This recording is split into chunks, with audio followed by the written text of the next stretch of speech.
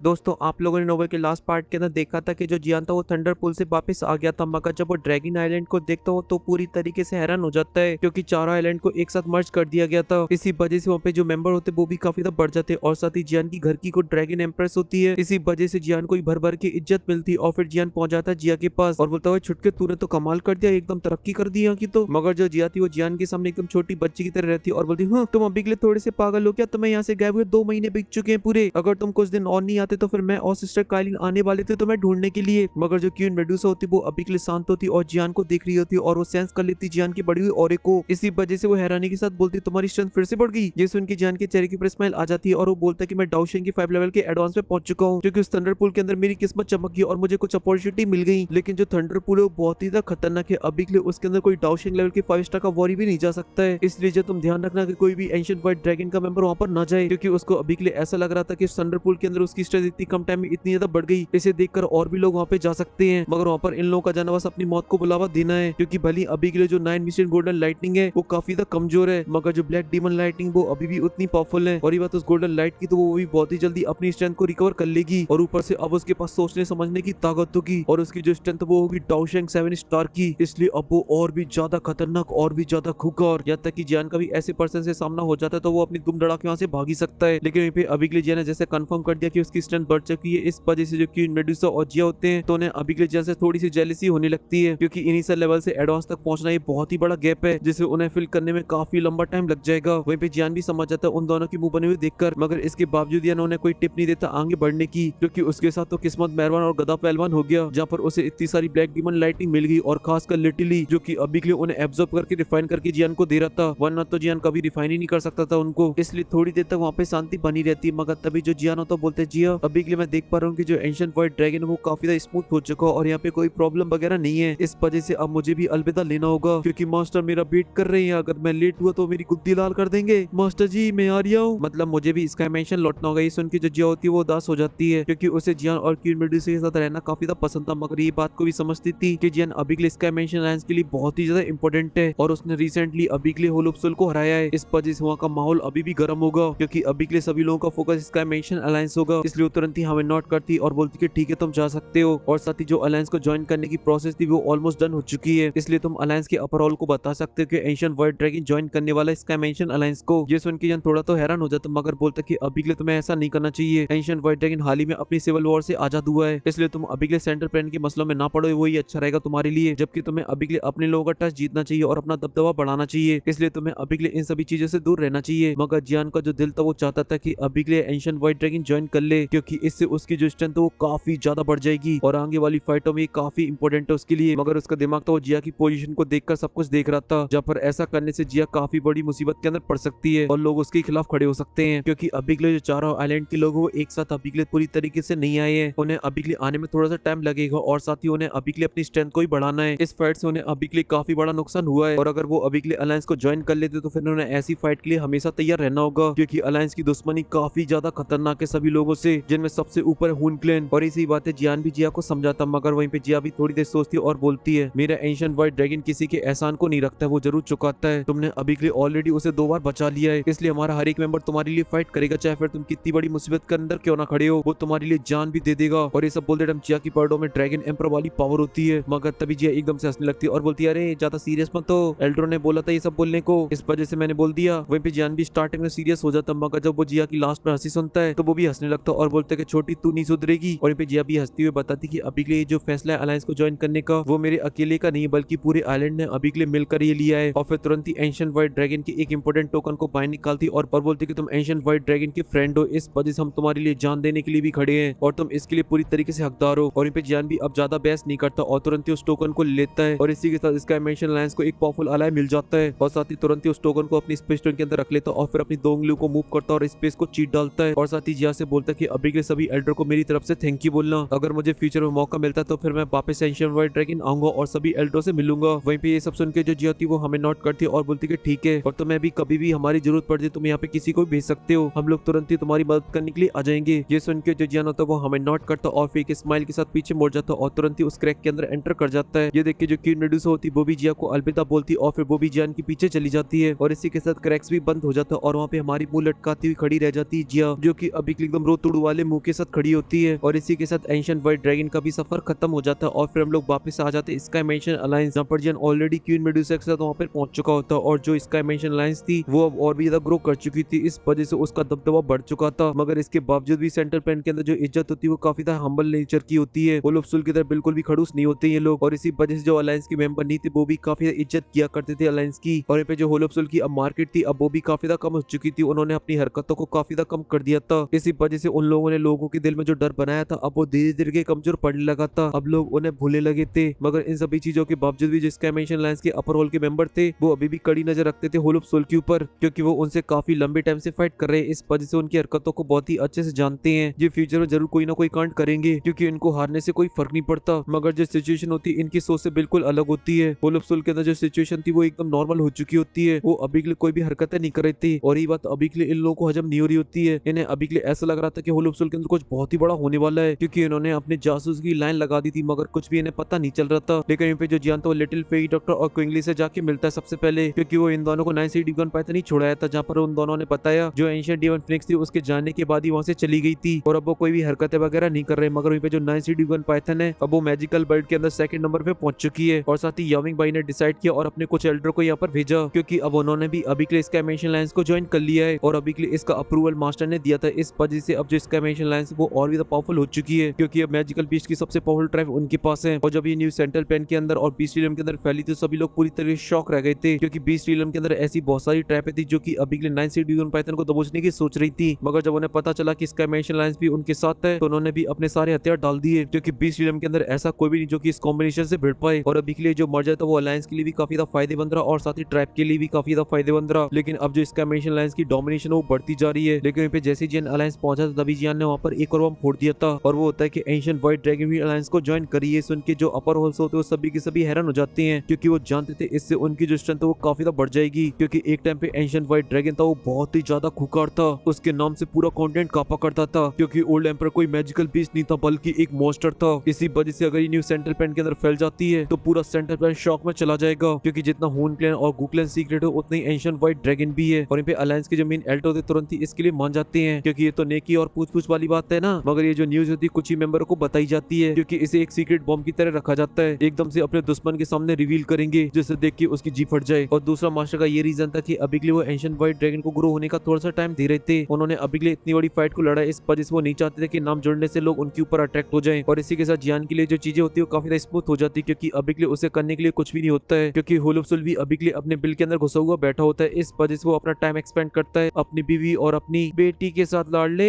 जहाँ पर queen Medusa तो काफी लंबे टाइम से जाओ से दूर रही थी। इस वजह से वो तो पूरे टाइम उसके साथ खिलती रहती थी, इसलिए जियान थोड़ा सा जाओ के साथ खेल लेता था और कभी कभार क्वीन मेडुसा के साथ खेल लेता था। इसी वजह से उसके पास और भी काफी सारा टाइम होता है। इस वजह से वो रिसर्च करने लगा था उसी थंडर एनर्जी के ऊपर, जो कि लिटिल ली की बॉडी के अंदर सील होती है, कि वो अभी के लिए उसे किस तरीके से रिफाइन कर सकता है। मगर वो कितने भी दिमाग के घोड़े दौड़ा ले मगर वो अभी के लिए हिम्मत नहीं कर पा रहा था कि उस एनर्जी को रिफाइन कर ले। और ऐसी काफी सारे दिन बीत जाते हैं। बस लिटिली ने प्यूरिफाइड डीमन लॉर्ड फ्लेम का यूज करके उस एनर्जी को इतना सप्रेस कर दिया था कि वो एक बीट के अंदर बदल चुकी थी, जिसे लिटिली बॉल की तरह खेल सकता था अपने हाथों में, क्योंकि इससे ज्यादा वो दोनों कुछ नहीं कर पा रहे थे। जहाँ पे लिटिली ने अपनी हेवनली फ्लेम को एकदम पूरी पावर से रिलीज कर दिया था। इस वजह से जो टेम्परेचर था वो काफी ज्यादा बढ़ जाता, मगर इसके बावजूद भी वो एनर्जी रिफाइन नहीं होती है। इसलिए जो जियानो था उसे गोली मारता और लिटिली को दे देता है, और अब उसके पास कुछ और काम नहीं होता है। इस वजह से मास्टर के पास पहुंच जाता और बोलते कि मास्टर तुझसे मुझे मिशन दो कि मैं होलोप्सुल की फील्डिंग कैसे सेट करूं। तो मास्टर जियान को खुद ले जाते और होलोप्सुल की ब्रांचों को दिखाते हैं, जो कि अभी के लिए पूरी तरीके से खाली हो चुकी होती है। उनके अंदर ना ही कोई सोल थी ना ही कोई सोल एसेंस। इसी वजह से जियान भाई काफी ज्यादा बोर हो जाते हैं और ब्रांच को ही उड़ा डालते हैं और फिर वापस आ जाते हैं मास्टर के साथ अलायंस। और वो दोनों अभी के लिए काफी ज्यादा कंफ्यूज होते हैं। उन्हें अभी के लिए कुछ भी समझ में नहीं आ रहा था कि होलोप्सुल के अंदर आखिर क्या चल रहा है, वो लोग क्यों अभी के लिए अपनी ब्रांचों को खाली करे और पीछे हटते जा रहे हैं। इसलिए जियान इन सभी का पता करने के लिए अपने नंबर गेम का यूज करना स्टार्ट कर देता है, और वो होता है 9 ड्रैगन पाइथन, क्योंकि उनके मेंबरों की संख्या काफी ज्यादा है। इस वजह से हर जगह जा सकते हैं। और फिर इसी के साथ होलोप्सुल की रिसर्च होना स्टार्ट हो जाती है, जहाँ पर अंदर क्या चल रहा है उसके बारे में पता लगाने लगते हैं। मगर इसी बीच जो जियान होता है मास्टर से बोल देता है मास्टर अब टाइम आ चुका है याओ क्लैन जाने का, क्योंकि उनकी जो मेडिकल सेरेमनी वो जल्दी स्टार्ट होने वाली है। वहीं पे इस उनके जो मास्टर होते हैं जो चाय की चुस्कियां ले रहे थे तुरंत ही उनके हाथ से वो कप छूट जाता है और उनके हाथ पैर कांपने लगे थे, क्योंकि अब टाइम आ चुका है वो वापस अपने घर जाएंगे। और उन्होंने जो अपने माता पिता से प्रॉमिस किया उसे पूरा करने का, जो कि उनका नाम स्टोन टेबलेट के ऊपर आए, क्योंकि ये बहुत ही बड़ा ऑनर माना जाता है याओ क्लैन के अंदर। और ये सवाल उन्हीं लोगों को मिलता है जो कि टॉप लेवल के जीनियस होते हैं याओ क्लैन के अंदर। और अभी के लिए जो मास्टर उनका नाम भी उस पर दर्ज होना बनता है, मगर वहाँ के जो बुड्ढे उनका नाम नहीं लिखने देंगे। और ये सही बात है जियान भी समझ जाता है। इस वजह से मास्टर से बोलता है मास्टर तुसी चिंता मत करो, तुम्हारा चेला घोड़े लगा देगा उन सभी के। और जियान कैसे लगाता है वो तो आपने आने वाले एपिसोड की प्रीव्यू के अंदर देख ही लिया होगा। जातिगन याओ क्लैन के अंदर चाटे बजाना स्टार्ट कर देता है।